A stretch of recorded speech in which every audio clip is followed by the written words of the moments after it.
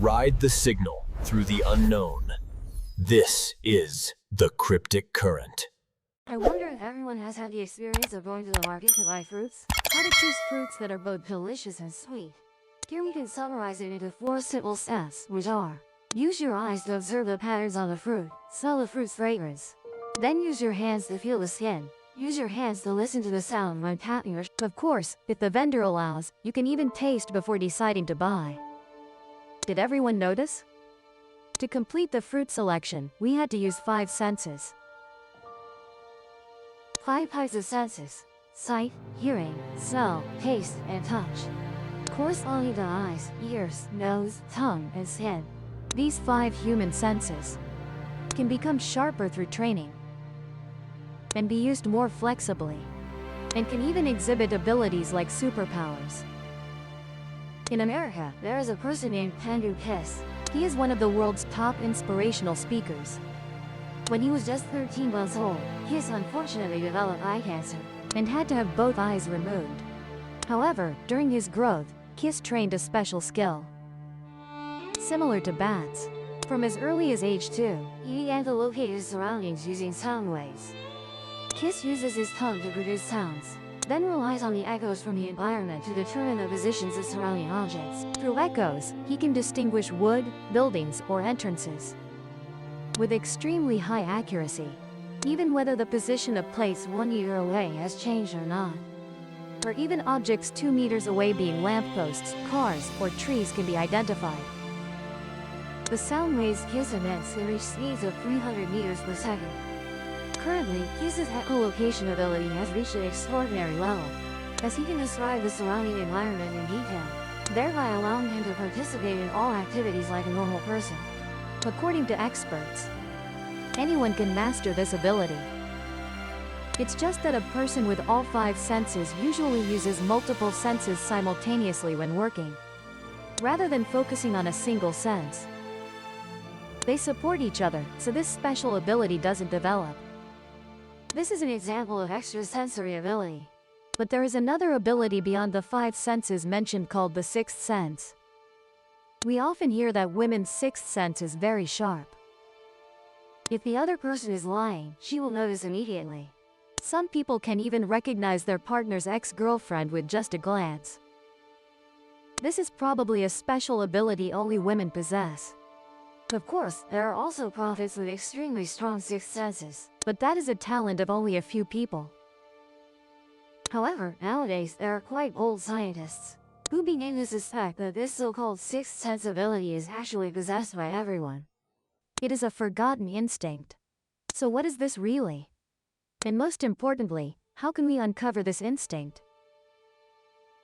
Today we will discuss the 6th sense together.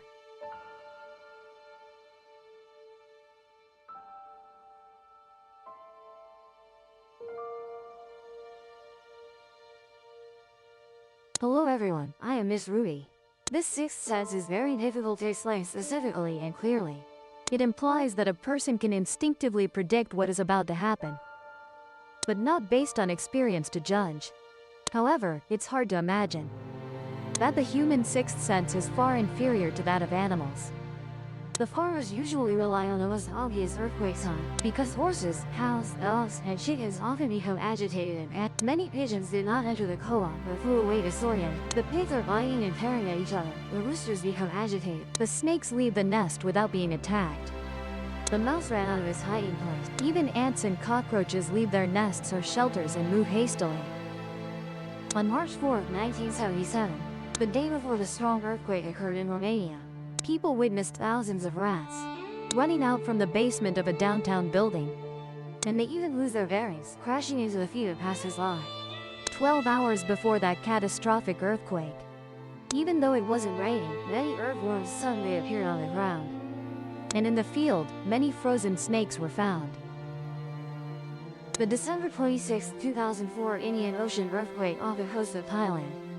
12 trained elephants to carry tourists along the beach became agitated and roared just hours before the historic tsunami. These elephants suddenly ran away from the beach and run to higher ground. As a result, they unintentionally saved the entire group of tourists. just like the historic earthquake in Tangshan that we mentioned in the video. The world after that accounts for 81 people who returned from the dead. A major 7.8 magnitude earthquake occurred in 1976 in Tangshan, Hebei, China, causing the deaths of approximately 240,000 to 779,000, becoming the deadliest earthquake since the 20th century. A few days before the earthquake occurred, many strange phenomena were detected. The fish in the river and lake are extremely unusual, trying to jump out of the water. Even the fish raised at home are the same. Birds, flying insects, and fish lose all reason. Random shooting in the air, and domestic poultry. No matter how I chase it, it refuses to go to the big and small rats are frantically looking for a place to move. Clearly, the animal's restlessness is due to their ability to sense impending danger. So they quickly fled. However, before the earthquake, people did not realize it. That the abnormal reactions of animals are a form of advanced warning. The 2004 tsunami in Asia was similar. The scientists also noticed one thing. Almost no wildlife was killed in the tsunami. This is because they sensed the impending disaster and promptly ran to higher ground. Yet when the tsunami hit, many people were still engrossed in admiring this strange beauty, without knowing that death was near. Regarding the ability of animals to predict disasters, then scientists began to research this. They believe that animals can perceive subtle changes in their surrounding environment. Their sensory mechanisms are much more sensitive than humans. It's unlikely that humans, who are called the soul of all things, would be inferior to other species when facing natural disasters. Some scientists decided to find the answer. Our Earth, with its interior to its surface, distributes a very weak magnetic field. Even the magnet on a refrigerator is 100 times stronger than it. Therefore, scientists previously thought humans couldn't perceive the existence of this magnetic field. However, over the past 50 years, scientists have discovered hundreds of species of bacteria and ants that can sense and respond to Earth's magnetic field. This ability is called magnetoreception. Typically, animals with magnetoreception ability use the magnetic field to complete homing and navigation, while coordinating with other systems and senses. But regarding whether humans are a species with magnetoreception ability, decades of research results have been unable to confirm it. The reason is that previously, it was mostly through human behavioral responses to infer the existence of magnetoreception ability, with very low reproducibility in research results. Therefore, Joe Kirsch-Fink, a geophysicist at Caltech, used a new method to try to prove something thought impossible. He developed a device that can block electromagnetic interference, called a Faraday cage. During the experiment, he had participants sit in this cage, providing a pure magnetic signal without any other information, thereby observing changes in the participants' brainwaves. Finally discovered that when a magnetic field rotated counterclockwise, the each showed a decrease in the alpha waves of the human brain. That is to say, although we cannot see the magnetic field, the brain actually responds to the magnetic field. Human magnetic induction constantly sends these signals to the brain in a primitive way, while being received by the brain with some filtering. This is a previously unknown sixth sense in human subconsciousness. So some scientists also began to speculate. Perhaps ancient people or humans in prehistoric civilizations once used this ability for navigation. It's just that during the long development of civilization, this innate human ability has instead degenerated. Because the experimental results clearly indicate that even modern humans like us still possess this latent ability. So, is this unexplored consciousness real or not? Where is it located? First, let's explore it from the perspective of Western medicine. Sigmund Freud was an Austrian neurologist and psychologist. He was the founder and developer of psychoanalytic theory, and is known as the first person in history to directly address human spiritual psychology. In 1885, Freud went to Paris and met Professor Charcot, who opened the world's first neurology clinic, and was the person with perhaps the greatest influence on him. Professor Charcot encouraged doctors to explore things that already exist but are unknown to them. He believed that within the convulsive spasms of mental patients lies hidden some truths about life. He told Freud that people say I have what's called a sixth sense. I'll tell you what this sixth sense is. It is a kind of highly authentic intuition based on rigorous observation and exploration, raising questions that predecessors had never raised, and simultaneously finding their answers. In 1899, Sigmund Freud published a book interpreting dreams that shook the world. He said that the reason why mental patients keep relapsing is often due to certain memories that keep recurring. This type of suppressed memory is not just any kind, but rather events that people cannot help but bury deep in their consciousness. These events must have initially caused psychological trauma. As a result, these psychological activities enter the second layer of human consciousness. Freud called this the subconscious. To explain human psychology in an understandable way, Dr. Freud modeled the brain as an iceberg, with the exposed part as consciousness, deeper down as the subconscious, and finally the unconscious.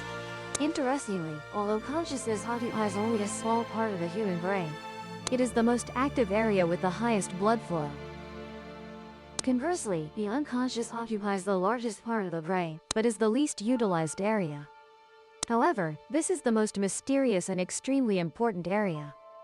Modern psychology focuses its research on the deep layers of consciousness, which can be divided into consciousness and the subconscious. Consciousness has clear content, while the subconscious is a broadly defined collection. Anything that is not consciously aware is called the subconscious. So naturally, the sixth sense is classified as a type of subconscious. Western psychology believes that the subconscious can receive more influence from remnants of the conscious layer. They are obtained without going through language sources or logical reasoning. This information is stored in our minds for 5 months, without us ever being aware of it. When they emerge into the conscious layer, becoming a recognizable feeling. That is what we call intuition, the sixth sense. So what about according to Eastern culture? What is their understanding? According to Buddhist views, there are many quite interesting perspectives. Buddhism speaks of the concepts of the 6 roots, 6 dusts, and 6 consciousnesses, and there's also a common saying we often hear about pure 6 roots. So what does this mean? The 6 roots include eye, ear, nose, tongue, body, and mind.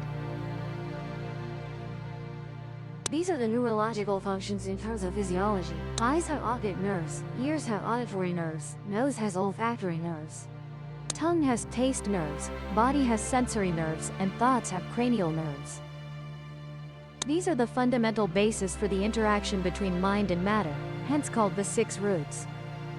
Things that come from contact with the 6 roots are called the 6 dusts. That is, various physical materials. For example, colors seen by the eye root, sounds heard by the ear root, smells detected by the nose root, tastes experienced by the tongue root, and sensations of pain, heat, cold, smoothness touched by the dust of phenomena that the mind faculty contacts is precisely the consciousness of life. These are all called the 6 dusts. Therefore, the perception and memory that arise when the 6 faculties contact the 6 dusts are called the 6 consciousnesses. Thus, if there are only 6 faculties and 6 dusts without the 6 consciousnesses, there would not be a living person but like a corpse. Therefore, the 6 consciousnesses are the organs that control the 6, and the 6 faculties are the tools through which the 6 consciousnesses contact the 6 dusts. This concept aligns well with the 5 senses summarized by Western science, plus the 6th sense. So why are they called the pure 6 faculties? Because Buddhism considers the 6 faculties as tools of the 6 consciousnesses, while being obstructed by the 6 dusts. Thus, the capabilities of the 6 faculties become limited. As 6 faculties are pure, meaning that person are not dominated and diluted by the 6 dusts, they will be liberated from the 6 dusts. Naturally, they will be pure at that time. Hence, pure 6 faculties do not mean the absence of the 6 faculties, but rather that our physiological functions no longer revolve around the illusions of external circumstances. This is called not being stained by worldly and this also leads to phenomena like supernatural powers. The Lotus Sutra and the Nirvana Sutra record that if one attains pure six faculties, then one can use the six faculties less, meaning any sense organ simultaneously possesses the functions of the remaining five faculties. For example, the ear can hear sounds, and also see colors, smell scents, taste flavors. Similarly for the nose faculty, tongue faculty, body faculty, and mind faculty. I wonder if by now, you have thought of the case of Melissa McCracken, the girl who hears music and can see colors and paint pictures, which we discussed in the video about the frequency connecting to the divine 430 Hz. Or Professor Lee Sussman's finger reading experiment. Some children, after being blindfolded, only need to touch covered paper samples with their fingers, and can still see what is written on the paper. Or even some people who, when cooking, can smell whether the dish they're cooking is salty or bland, basically without needing to taste it. And there are many other cases as well. Perhaps humans originally had this kind of ability, but now we increasingly rely on and become accustomed to the conveniences brought by technology. Therefore, we gradually lose this ability. We can take a brief look at modern society. Is it filled with elements that stimulate the senses? People enjoy watching stimulating movies, listening to intense and passionate music, and eating goes without saying. They must completely stimulate their taste buds to feel satisfied. And what occupies their minds are mostly worries, anger, blame, fault-finding, and sorrow. Our emotions and five senses seem to be indulged, even to the point of numbness. That is, the six faculties are impure. So, how could such abilities like the sixth sense possibly appear? This might explain why ancient people were extremely flexible compared to modern people. Because there were no 3C products to stimulate the senses, and the atmosphere of cultivation, nurturing the mind and character was very prevalent, people always had to calm their minds. We have probably heard of adepts or cultivators mentioned in ancient books, who all had supernatural powers or special functions, which are also results of truly attaining pure six faculties. Perhaps only then does the so-called sixth sense truly appear. That is, it is merely an innate instinct inherent in humans, and only when the mind is pure can this instinct be rediscovered. Return to the innate nature, find the true self. Then greater abilities and wisdom will manifest to us. What do you think? Please share your thoughts in the comments section below the video. Our sharing session for today ends here. If you found the video helpful, don't forget to share it with your friends to watch together. Thank you very much. Goodbye and see you again.